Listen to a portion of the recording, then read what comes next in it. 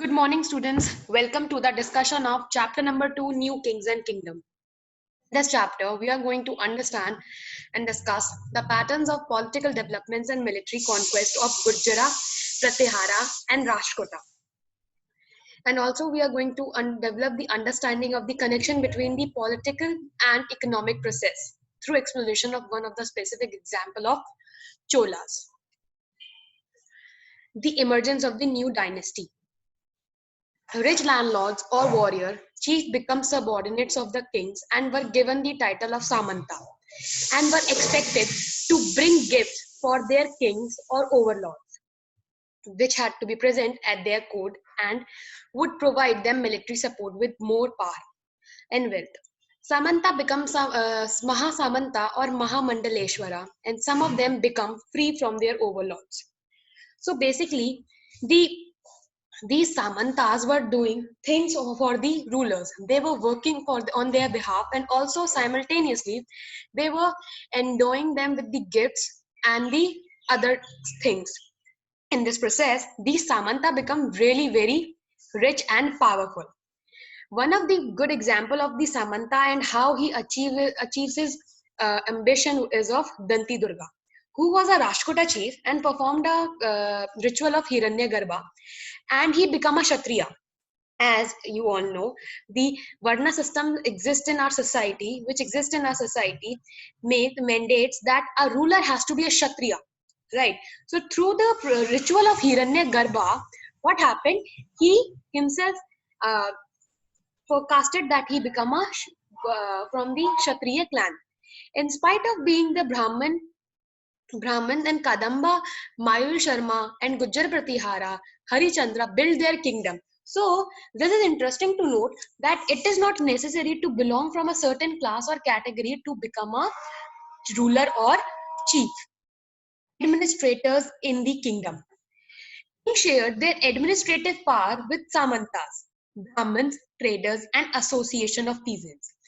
Peasants, cattle keeper, artisans, and all those who produce something had to pay tax or rents, and traders had to pay revenue. Under the Chola dynasty, there were around 400 different types of taxes, from which Veti, forced labor, and Kadamai, land revenue, were the most common. The reasons of collecting taxes were to fulfill the finance of the king and king's establishment, to build temples and forts, and to fight wars. The high position at the kingdom, including the army, were appointed either by hereditary or through influential families. Basically, I wanted to sum up the slide, I'll say that king shared their administrative power with many people like Brahman, trader, and peasant, so that the empire can keep on running. And also, I mentioned certain taxes which were extracted from the farmers and the people. Also, ये जो सारे tax होते थे, these were used to finance the temple and king's establishment. Now, Prashastis and land grants. This is something you people have also learned in class 6th too. So, Prashastis are special kind of inscription, means in a praise of. So, it is written for the praise of the rulers by the learned Brahman. And it is done by the Brahmins so that they can get something in return. And sometimes the rulers also ask Brahmins to write something for the rule he's doing or about himself, so that people can remember after he is gone. If the king liked the Prashasti, they gave land as a gift to the Brahman with records of it on the copper plate. One of the example is of Kalahansa, who was a famous writer who wrote a long Sanskrit poem known as Rajat Ragini, the River of Kings, on the kings of Kashmir using the variety of sources. Such inscription, documents, and eyewitness account and earlier histories help to understand the regime of the past. The topic here is warfare for wealth. So, as you know, that the ruler are dependent on the revenue for the richness and for the wealth of a kingdom. So, it becomes quite obvious or mandatory for them to acquire more and more land so that they can have more revenue from it, and also their empire could extend to the certain boundary.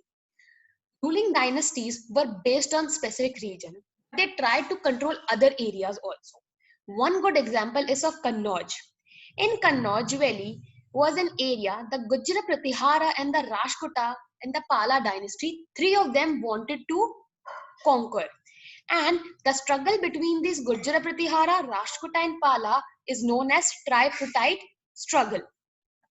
As you can see in this map, the Gujjara Pratihara, who are established themselves in Gujarat and Rajasthan, Pala from Bengal, and Rashtrakuta from the Deccan, wanted to acquire the same region of Kannauj, just for the extraction of revenue and all.